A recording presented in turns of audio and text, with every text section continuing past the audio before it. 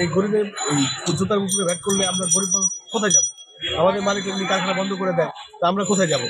আমরা এই জন্য আজকে এই মানববন্ধনে এখানে সবাই একসাথে হয়েছি। পণ্যগুলো তৈরি হয় পুরনো জুতা, পুরনো সবকিছু ভাঙানি টাঙানি দিয়ে আমাদের এই প্রোডাক্টগুলো তৈরি হয়। এগুলো আমাদের বাংলাদেশের প্রোডাকশনে হয়, এগুলো চায়না থেকে ইম্পোর্ট করা না। তো যেহেতু এটা আমাদের রিসাইক্লিং, তা আমরা রাস্তাঘাটে পড়ানো ভাঙারি এলাকাদের কাছ থেকে সংগ্রহণ করে এটা আমরা উৎপাদন করি। আমরা পরিবেশের ভারসাম্য ঠিক রাখা এটা অনেক কাজ করে। তো এখানে যদি ভ্যাট বসায় তো আমরা এই পণ্য আর তুলবো না। রাস্তায় যে পণ্য পড়ে থাকবে এগুলো রাস্তা পরিষ্কার করার জন্য সরকারের পরিশ্রমী কর্মী লাগানোর দরকার, কিন্তু এই কাজটা আমরা করে দিতেছি। এই পণ্য দিয়ে ফালানো জিনিস দিয়ে আমরা একটা পণ্য তৈরি করতেছি, আমাদের একটা শিল্পের জন্য গর্বের বিষয়। রিসাইক্লিং যে জুতাটা আছে, এই জুতাটা আসলে মূলত একবারে কম ডিপার্টমেন্টের বা গরিব মানুষের এই পণ্যটা। আমরা সাধারণত কিছু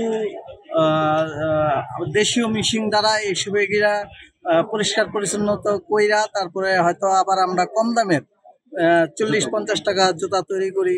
হয়তো এই জুতাটি যে তৈরি করি আমরা যেই কর্মজীবী যেই কর্মস্থানটা আমরা তৈরি করতে পারছি, যে কিছু 10,000-15,000 টাকা মানে এইসব কর্মচারী দ্বারা হয়তো আমরা এই প্রতিষ্ঠানটা আমরাও চালাইতেছি, এবং যে পয় পরিষ্কারটা রোড গার্ড যে পয় পরিষ্কারের যে বিষয়টা, এটা আমরা মূলত সরকারিভাবে হয়তো এটা করতে হইতো, এটা আমরাই হয়তো করতেছি। একজন টুকাই দেখা যাচ্ছে এটার সাথে জড়িত আছে। যেমন এখন এই রিসাইকেলিং যে জুতাটা, এটা রাস্তাঘাটে খাল বিল দেখা যাচ্ছে ভরে যেত, কিন্তু টুকাইটা না টুকাইতো। তো এইটা ইসলামবাগে নেওয়ার পরে, এটা রিসাইকেলিং করার পরে এটা দিয়ে আমাদের একটা পণ্য হয়, যেটা পিভিসি স্যান্ডেল বলা হয়। এটা মূলত রিস্কাওয়ালা বা শত দরিদ্র মানুষ যারা আছে কম দামে এটাতে পড়ে। তো এই রিসাইকেলিং পণ্যটাও যদি 15% ভ্যাট দেওয়া হয়, তাহলে দেখা যাচ্ছে আমাদের এই কর্মসংস্থানটা থাকবে না। আর এটার সাথে দেখা যাচ্ছে গ্রামের যারা খেতে খাওয়া মানুষ, এরা অনেক সময় আইসা এই কাজটা করে। ভ্যাটটা যদি মকুব না হয়, দেখা যাচ্ছে এটার সাথে যারা জড়িত আছে মোটামুটি সবারই না খায় মরতে হবে। 14 আইন 2000 কমে গিয়েছিল, তারই প্রমূল্যের উদ্যোগতির মধ্যে আমরা রাস্তা থেকে যে জায়গা থেকে এসেছি, আমার বাসা থেকে এই রিপোর্টার্স ইউনিটি পর্যন্ত রাস্তায় কয়টা ছেঁড়া ফাটা জুতা পরে থাকতে দেখছি? একটু বলেন তো ভাইয়া, আপনি কি আপনার বাসা থেকে আসা পর্যন্ত দেখছেন?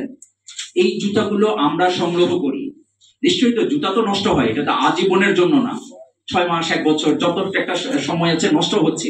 জুতোগুলো যাচ্ছে কোথায়?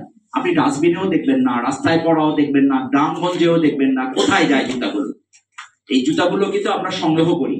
এই বাংলাদেশ পাদুকা প্রস্তুতকারক সমিতির যে সদস্য আছে 550-র উপরে, এরা সংগ্রহ করে সেটা রিসাইকেলের মাধ্যমে আবার জুতা তৈরি হচ্ছে। আমরা কিন্তু 150 টাকার নিচে বা 150 টাকার মধ্যে যে জুতাগুলো আছে সেগুলোর কথা বলতেছি, প্লাস্টিকের বা রাবারের জুতাগুলো। এগুলো যদি আমরা সংগ্রহ না করতাম, বাংলাদেশের পরিবেশের কি অবস্থা হইতো?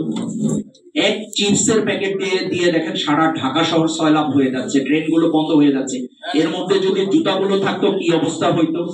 এটা ভ্যাটের শুরু থেকেই, যখন জুতার উপরে ভ্যাট বসানো হইলো, তখন থেকেই যারা যে সময় সরকারে ছিলেন ওনারা এটাকে ভিজিট করে দেখছেন এটা দেশের জন্য অত্যন্ত জরুরি। এই শিল্পটা কেন জরুরি একটু আগে বললাম, এটা রিসাইকেল পদ্ধতিতে তৈরি হয়ে থাকে। হ্যাঁ, এর আগে নির্ধারণ করা হয়েছিল এটা অবনতি, যখন এটাকে ওনারা জানতে পারছে এটা পরিবেশের জন্য, শ্রমবাজারের জন্য অনেক গুরুত্বপূর্ণ, বিশেষ করে কুটির শিল্পকে বাঁচায় রাখার জন্য মাইক্রো এসএমই, যেগুলো আমরা কিন্তু এসএমই না, মাইক্রো এসএমই, মাইক্রো এসএমই কে বাঁচায় রাখার জন্য এটা খুব জরুরি, যার জন্য ওনারা অব্যাহতি দিয়েছিলেন।